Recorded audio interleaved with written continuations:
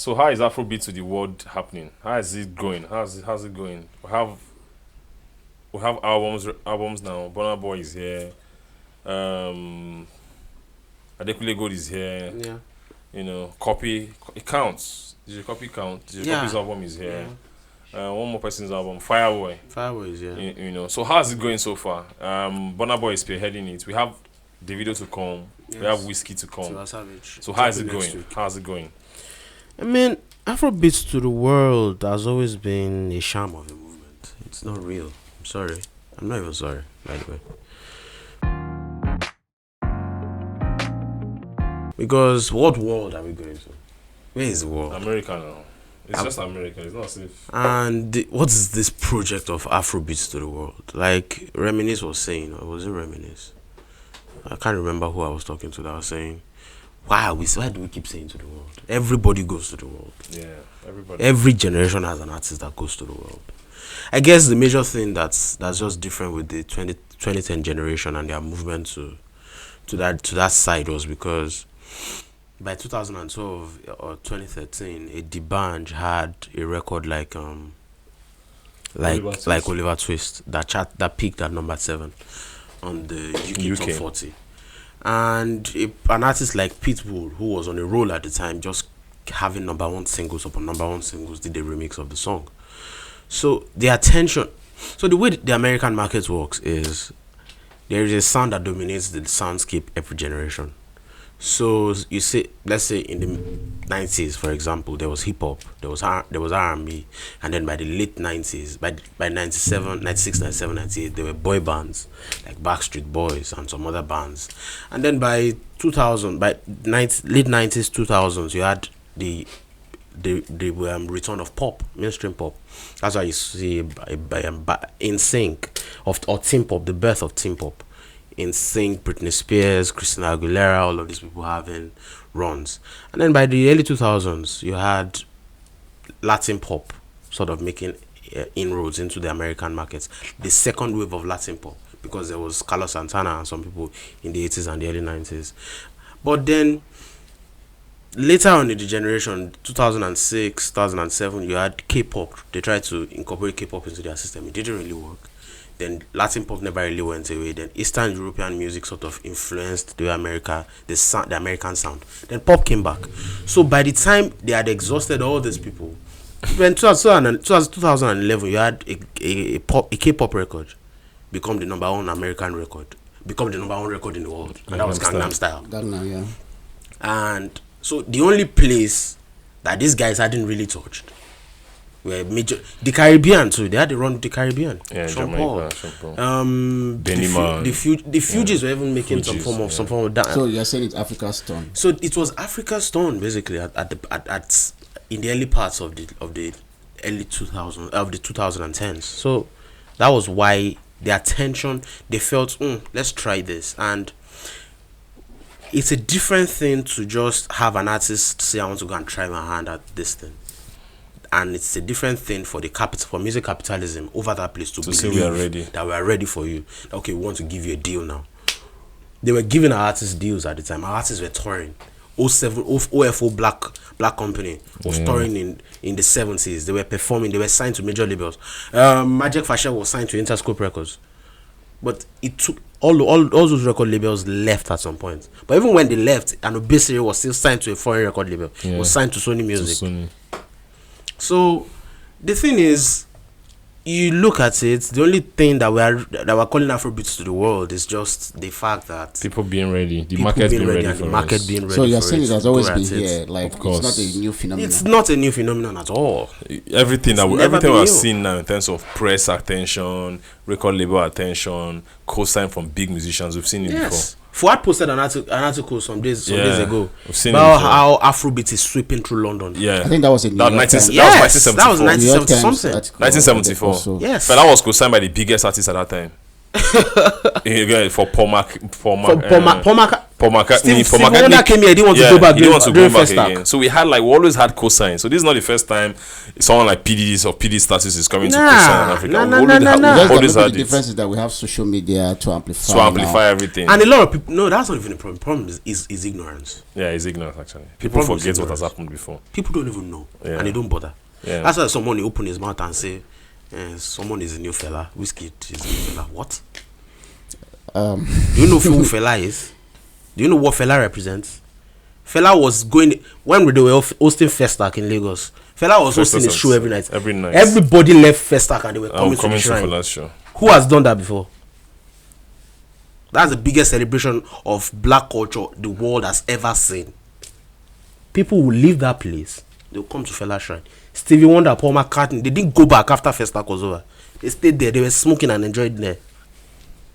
Which artist has done that before? You guys know what Paul McCartney is? The Beatles. The Beatles, you know. So this is not the first time. The Beatles is basically the biggest act the world has ever seen. They had a 9-year run, and within those 9 years, they were together for just 9 years. And within those 9 years, they sold over 300 records, 300 million records. Who has done that? Nobody. You can't touch it. So you can't just say it's ignorance, but at the same time, you can't also blame people because traditional media didn't transition to online media very well. In Nigeria. So we don't have a lot of. So we don't have a lot of. We don't have a lot of others. We don't have a lot of references. In New York Times, right? The covering wasn't even that. So the thing is that the covering wasn't even that much, right? Yeah. So the fellas had. So there were few people doing it. People did it in terms of like artistically. They covered these guys, right? The fellas, if it's a waifu, you know. But they did a lot of beat reporting. A lot, but they were it wasn't well documented. There were very few. Okay. There were very few. The quality was not the you know, like in the late early 80s, you know, late 70s. You know, I remember that time Michael Onyefa used to review a lot of albums, and he was the editor-in-chief of his newspaper. He wasn't the music reporter. You know, he had more interest than the music reporter at that time, who wanted to talk about the lifestyle, the smoking, who they were dating, things like that. You know, so what happened is that there were not a lot of people who reported artistically, like what these guys were doing, Sony Music, the tour, things like that. You know, so I think that's what happened. That's why I think the international media even covered a lot of those stories. Of course, more than the all references we have for Fela are international. When his former band, Tony Allen died. When Tony Allen died, all the references I looked for were foreign references, not local references. On Popcast, the New York Times' music podcast, hosted by John Carmack, John Pareles, and the other guy. They did a breakdown of Tony Allen. They did a dedicated episode to Tony Allen. So. You know, so I don't. It's unlike now where there's nobody that knows. There's no music journalist anywhere in the world, no matter what they write, that will know a Burna Boy more than a Tolani, more than people here. Like there's no how. Like no matter what they think they know, you get. Like it's different from back in. It's not different from back in the days, but just that those people wrote more than. The foreign journalists wrote more than those people, more than the local journalists. They wrote more of the quality. More of the quality piece. Now, our journalists are doing the same thing. So I think that's why the Africa to the world, the Afrobeat to the world thing resonates differently. But then to the world, it's going well. To be honest, it's going well, and then we have someone like PDD working with Burna Boy. It's great PR. It's great PR. Burna Boy is. Did that improve the quality of the album? Yeah, I think the album would have been good regardless of Diddy's influence. See, Burna Boy is at a stage in his life where he's not just going to miss. Like, he's in his creative element. The creativity and the music is coming out of him, is pouring out of him. Like, the only thing Diddy brought to that album, for me, even though I think Diddy is an amazing A&R. See, for Jay-Z to give Diddy a credit or the possibility to be an executive producer on his own album, like Jay-Z, when Diddy said, "Let me executive produce your album," Jay-Z said, "You don't executive produce an executive producer." But at the end of the day, Jay-Z gave him credit on. Was it Kingdom Come? Yeah. Was Kingdom for Diddy Hove's album? I think it was Kingdom Come. It wasn't Kingdom Come. It was one that had Rock Boys now. Yes. American Gangster. It was American Gangster. I think it was American Gangster. American Gangster didn't. It was one of those two. Yeah, it was one of those two. American Gangster or Kingdom Come. Diddy was executive producer on that album. So Diddy has been here when Biggie didn't want to record Juice, for example. Diddy told him that, look, he said they were going to mock him in the hood. Diddy was like, see that R&B record that you are going to flip into this, go on it. The streets will go crazy. The streets went crazy. So he's been here for a long time, and so it was two things. The reason why Diddy was on that album, the things he was telling me was, one, they did it from an optics perspective, and number two, they did it from a sonic perspective. So the people that could have been on, say, the Mike Dean part that was at the end of, so the guitar solo that was at the end of Way Too Big, that's Mike Dean, the guy that produces for Travis Scott, Kanye West, and everybody. So, say it's Timbaland, the touch of Timbaland in a way that could refine the album. Say the mixing, so the way we mix our song here is different from the way they are going to mix their song there. So, if you listen to the Adekunle Gold's album, for example, the way they mix the electronic parts of that album, a Nigerian sound engineer might have focused on something different. Maybe not the vocals, but have focused on the drums or the snare or the percussion, something else. But the mixing part to appeal to a different audience, Diddy would have brought some of those things. The way Way Too Big sounded, Way Too Big is an Afropop record, but the feel of it doesn't sound Afropop. Bebo is an Afropop record, but a foreigner can listen to it and enjoy it. It's all about the sound engineering. So there are elements Diddy added to. Yeah, to the definitely, album. Most definitely. It's Diddy. You can't have Diddy on your album and it wouldn't do anything. And the fact, the stamp that he gave to it, Diddy's stamp on Ciroc changed Ciroc's life. They were barely selling 1,000 cases in a year when Diddy joined them. By the time Diddy, within 2 years that Diddy joined them, the hip hop's ultimate salesman. Yeah, basically. Yeah. His voice alone amplifies everything. So I want to even assume that part of the contract with this whole Burna Boy thing is not just for the music, for the PRO, it's definitely about the optics. Definitely about it. This album is a Grammy move, 100%. Absolutely, it is 100% a Grammy move. From the singles to the way it sounds, to the Diddy effects, to the features, to a lot of things. It's a Grammy move, and you have to appreciate Burna Boy because he really wanted to win the Grammy for African Giants. He really wanted to win it. He said it on Level Up that he was throwing up. And you will realize that after he lost the Grammy, he didn't post any pictures for like 8 days. That Steve was saying, where is this picture? I was waiting for the pictures. Where are these pictures? For lifestyle. For fashion. Yes. Whatever. So, and the pictures didn't drop until later. And when the pictures, like about a day later or the same day, we saw him in the bowling alley with Angelique Kidjo and his mom. And he wasn't looking really happy. So at the time, despite the fact that Angelique Kidjo gave him a shout out on stage, gave him a cosign basically, and said, "Oh, you are the next guy," or something like that, he wasn't really happy. So for him to still go back and recreate brilliance again, you have to give him credit. A lot of credit. With the whole buzz down, Burna Boy, Burna Boy first. Yes. So the Africa Afrobeats to the world, number 1 now is Burna Boy, number 2 is Davido. I'm glad you agree that Burna Boy is number 1. Yeah. What's wrong with you? I love that. Just for journalistic purposes. Oh my god. Just for journalistic purposes. That's yes. Burna Boy is but please, can someone just stamp that part? So we're going to release that. So of the success of 4 in New York. Yes. New York basically. In New York and Atlanta. Yes. You have to say it's number 2. It's number 2. The video. Yeah, you have to say. Like he is number 2. The power shift was very dramatic though. It was very dramatic. That record helped him. Because Wizkid didn't. I think Smile would do it.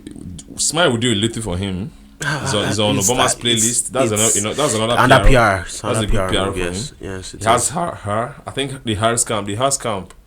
That doing that. It's the same RC. It's the same RC anyway. But her is promoting the record a lot on Instagram and things like that. So I think it will do not much, but to do something for him. Yeah. The video now is number 2. Davido will be number 2. Who is the third person? The third person? I don't think we have the third person. We don't have a third person. I don't think so.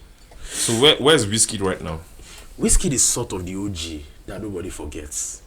But no, we're not talking about his music space entirely. We're talking about the journey. Yeah, I know. The Afrobeat journey, yes. People know Wizkid. People know him. But the problem is, he's not... There's no record that's carrying him right now. Right now. Most of the records that carried him maybe 20 years ago, 2 years ago, 1 year ago, were made by Africa. Skepta, Bad Energy. Yeah. Was made by Nigerian. The last major feature that Wizkid had in Europe or in the US was by Kojo Funds, a Ghanaian boy. I think the brown skin girl thing too still works. Brown skin. Yeah, brown skin girl works. Brown skin girl. Brown skin girl works. I don't think. So he should be number 3. Think about it. I don't think. When so. we say Afrobeat, are we just talking say. Nigerians here? Yes, now. But Nigerians are basically the Afrobeats to the world. Who's the other Afrobeats to the world? Shatta Wale, as much as he had the best song. He had the best song. He had the best push. He had the best video. He had every. He was with Beyonce, bro. He snuck out of Ghana, bro. We are going. Shatta Wale, thinking about this, Shatta Wale got the best. Yes. Shatta Wale got the best exposure from the Black is. What's the name of the Lion King soundtrack? The gift soundtrack. The gift soundtrack. He had a video directly dancing with Beyonce. Yes, and Beyonce was even best saying. Best saying for guy. Was doing best saying. Shatta Wale. Shatta Wale has to be in the conversation now. Yeah, he has to be in the conversation because he killed that record. So give him a number 4. Number 3. Number 4. Yeah, let's do that. Because it's still Wizkid. The video for Brown Skin Girl is still coming out too. Or they didn't shoot the video for that. They did a video for it. They were shooting a video for it. They did a video for it. October last year. So we're expecting that video to come out. They did some yeah. That video, that Brown Skin Girl wasn't in the Black is King. They had some cuts about it. Some cuts with, so the main video is not out. The main video I don't think so. No, I've not seen it. I've actually not seen it. I've not seen it. So that if there's no video from that, Shatta Wale might be number 3. Brown Skin Girl is there now, but the full video is not there. Like the video song where Wizkid comes out and the music video is not there. It's in the film. The song is in the film, but the music video is not there. They used it to edit it. There were parts. They even they leaked the part before Black is King dropped. Yeah, but Shatta Wale's verse, the music video appeared in the film. That's the difference. Shatta Wale basically was a music video. They released the music video on Beyonce's IG. Yes, on Beyonce's IG before the. So the push, even though Brown Skin Girl had like an episode on Black is King or whatever else, it didn't get a dedicated music video. A dedicated music video that they will release on YouTube. That had Wizkid on it. Nothing for now. So you have to think about that. And Beyonce has been doing something recently. I think is amazing. She has been releasing music videos on IG. I love it. I love it. It's brilliant. I love it. It's so good. Like your users are going to consume the least amount of data. Yeah. And you get way more numbers. I think Facebook should even tap into that. They can generate revenue of that. They should. They are doing for artists to premiere their records on IG. It will be better than YouTube for me. They might even consume lesser data. Yeah, consume lesser data too. It's a great movie. But it's not in HD. That's the thing. Yes. It's not in HD. It's not in HD. No. That's the thing. It's not in HD. HD video sounds different. Why wouldn't we do a Wizkid album this year? I know you like to talk about it, but do I though? It's a Wizkid thing is let's go back to the Afrobeats to the world thing, right? Wizkid and Davido were victims of time in that entire journey. It's when they went there, they were like foreigners. The system was ready to accept them, but the system is still not as open as it could be, even for Burna Boy. It's not as open like that, like it could be for a Latin pop artist, because the predominance of Latin pop, of a Latin speaking of a Spanish speaking community in the US, and the acceptance of Spanish in the US is much greater than the acceptance of Pidgin 100%. or Yoruba. 100%. And this is the major reason why African music is. That's why Afrobeats resonates well in the UK more than America. And in France. In France too. More than America, because you have first generation, second generation immigrants. Yeah, so that's why if you're talking about Afrobeats to the world, it's only America that we're trying to crack. Yes. We've cracked the UK. The UK has an Afrobeat chart. Yeah, they have an Afrobeat chart. The radio stations doesn't get bigger than that. The radio stations there have like dedicated. They have dedicated Afrobeat radio channels. Base FM is in London. You don't understand. So what do you want? Maybe that could also be because we have this Yoruba community. That's what I was talking about. Yeah. A very strong community. It's an African community. It's not a Yoruba community anymore. And even it's these days it's even like Ghana. There's a strong Ghana. The African and the Caribbean. Because there's a huge Caribbean culture too in London, Jamaica. They're overlapping and they're helping each other. Yeah. Promoting each other. That's why we have Afro swing. Yeah, because they're all black. It's basically images of Afro pop. That's what this guy. That's what this guy. Happens into now. This guy that does this festival. What's the name of this Afro festival? Who is that? This festival now that they go to now, Afro Nation. Afro Nation. Yeah. It's the Caribbean and Africa together. It's the idea. It's the idea. It's such a brilliant idea. Yeah. Such a brilliant So idea. talking about Afro Nation was in Ghana last year. Yeah, now. it was. You heard in Ghana in December. Yeah. So if you look at what Ghanaian government is doing, right? Yes. In terms of bringing back diaspora people. Yes. Think about Nigerian people doing it with who Afrobeats to the world movement. Oh my God. Think about how it better will be much bigger. But is the Nigerian government open, and is it are they encouraging that sort of movie in this place? Where would they do it? So the Afrobeat to the world thing, the government is not helping. They are not. Ghana, you see what Ghana government is doing? Yeah. Year of return. The year of return, bringing in Maurice Chestnut, Charlemagne the God, like so many people. Charlemagne the God has a house in Ghana now. Charlemagne bought a house in Ghana. He says it on radio station. I think the only thing our government is doing is trying to catch people for hate speech. I think that's the only thing. Yes, it's only to tax. Yeah. It's only to tax and catch for hate speech. They're not doing anything. Oh my God. You know, so If the Nigerian government does half of what the Ghanaian government is doing in terms of tourism and culture for Ghana, it will expand the Afrobeats to the world movement. Yes. Right? Yeah. Look at Charlemagne is the biggest radio presenter in America right now, like in terms of youth culture, right? Urban culture and youth culture. He's saying it on New York radio, in the radio that is syndicated across markets, 40 something markets in America. Almost markets. Everywhere, including Canada, including Toronto. He's saying that he bought a house in Canada, in Ghana. Yes. That he has a house in Ghana. Yes. That he's coming in December. He's coming on holidays here. You know, last December, so many Hollywood actors and actresses were in Ghana. Yes. You know, just spending their Christmas. Everybody. Afro Nation head there. Look at the conversation. I agree totally that our government is nothing. not in terms of promoting culture. They will kill Smith with tax. They are right now. The Lagos State government. Right now, you guys won't see this until when the news comes out. Please remember I said this. Right now, the Lagos State government is looking for how to tax the Nigerian music industry. Yes. Right now, as we speak. They're looking for a way to say how do we make money life from difficult music? for these guys? Yes, now because everything happens here. Yes. The concert happens here. The records. For you to release every album once a unit to pay license. Once to come and pay for license. Now. That's what they do. Because Lagos is like the home of pop culture. It's everywhere. Everything is Even here. if they are going to do Afro Nation, where are they going to do it? Eco Atlantic. Is Calabar ready to host Afro Nation? No, Calabar is not ready. The logistics are not even ready. The flights will even carry them from here to. Where are the hotels? Where is Airbnb? Nothing. So we don't even have that space. I just thought about it. Don't even have the what place Ghana to is do doing with the year of the return, you merge it with Afrobeats to the world thing in Nigeria, it's going to expand the conversation. Oh my God. And it's here people who actually want to come. Yes. Just like Ghana is closed, so when you go to Ghana, you know, so you don't feel say you don't come to Nigeria. Yeah. Like think about it. People that go. Think about Lagos. Yeah.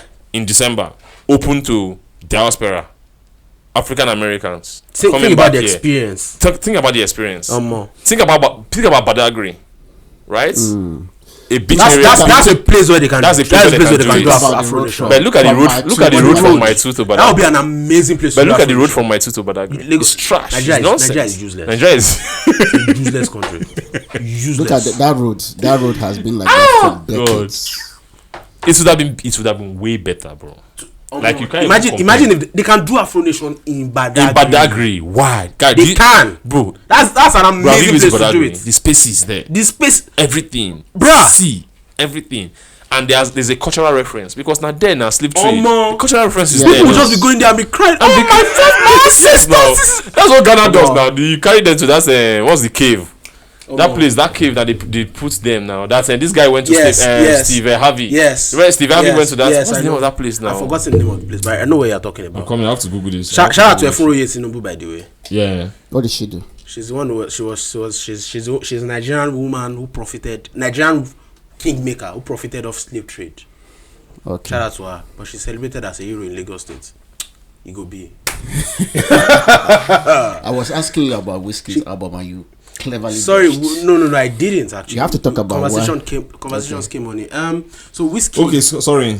It's called. Steve is always interrupting. Mina Castle. It's called a Mina Castle. Yes. Okay. So that's where they used to put slaves before they sell them off. You know, when their people sell them. When they did a tour, he started crying. Like he's one of Steve Harvey's highest video views, like viewed videos. Oh, for He real? went there, started crying. Yes, he went there and shed tears. He did a documentary when he went back there now to Ghana. I only read about it. I've not watched it. Oh, you've not watched the video? Mad, it's I've mad. not seen it. He went there, did a video. not seen Look at it now. He was wearing dashiki, everything. He was prepared for it.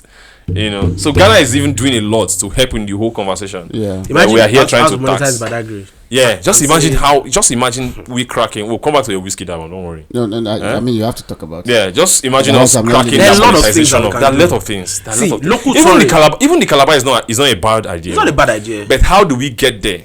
That's the thing. How Even- many flights? even Akwa Ibom. I won't say ordinary. You remember when the African Athletic Championship happened? Yes. That athletes had to be sleeping in airports in Lagos because they couldn't get flights to Asaba. Yes. Those are the kind of nightmare we are avoiding by not doing this. The road from Akwa Ibom to So Calabar is is a a mess. disaster. It's a mess. This country is useless. As in, I'm see, sorry. another thing that could be really profitable to our industry is touring, local touring. Local touring.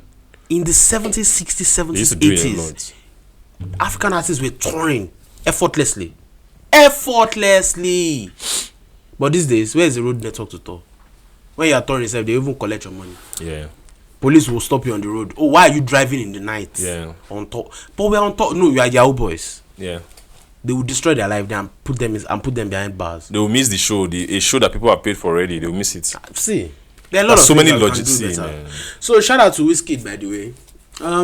I think so. Like I was saying the other time, Wizkid and Davido are they were forerunners. So all that Burna Boy was saying, nobody paved the way for me. It's rubbish. You can't take them out of the equation. I was speaking with a friend sometime, Shegun Akande, and it defined it with a theory, with a Hegel theory. Do you know Hegel, the philosopher? Yeah. So the theory basically is that if something comes before another thing, then you can't necessarily take the achievement of the second thing in time away from the first thing, because everything is related. Everything, the relativity. I mean, you see the relativity theory now. Everything is related, interrelated. Events and occurrences are related. So basically, Wizkid and Davido, even though Burna Boy is still not enjoying everything or the premium treatment of superstar artists and is not having the Billboard Hot 100 records, Davido and Wizkid had it worse. Davido had to buy himself out of his first deal to come back home. So when Davido came back for that 2017 run, that was when he was like, man, I'm done. I'm leaving these niggas. I'm coming back home. I don't want to do anymore. Leave me alone. So he came back, had that run, and then one thing led to another. Fall picked up. One thing led to another. In America, in the US. Nobody knew how, but it did. Oh, we know how it did, but it did. So then about Wizkid, we have said it over and over time. We said discuss it on facts only. It's something is to happen for Wizkid. It looks scary right now. It really looks scary. I think the music that is coming out of his camp. There's no shock value to it. It's not encouraging. Like it's almost like he doesn't care. Like the music people are making now. Did you listen to Fireboy's album that dropped yesterday? Hey, experimental music, monotonous things. The high BPM that guy used on his album. Fireboy, I was scared of him. Like for him to even attempt it. This is Adekunle Gold's album. See, I have a theory that. Or maybe for Wizkid, it's just like Burna Boy said, he has nothing more to prove. So, it's fine. So he's done. If it's fine, his greatness is sealed. See, make no mistake, he's the greatest of his generation, at least as of now. For what he's done, Wizkid has a #1 record. It's not his record. He murmured on it, whatever. It's his record. He got credits for it, featuring Wizkid, #1 Billboard Hot 100. It is his. He got royalties from it. Yes or no? Yes. And even had a verse on the song that he cut out. You had production credits and as credits as a featured artist, as a writer. Yeah. So that was huge. Publishing. Do you know the amount of publishing that Wizkid must have gotten from that shit? A lot of money. A truckload of money. So these days, Omi, what are you doing?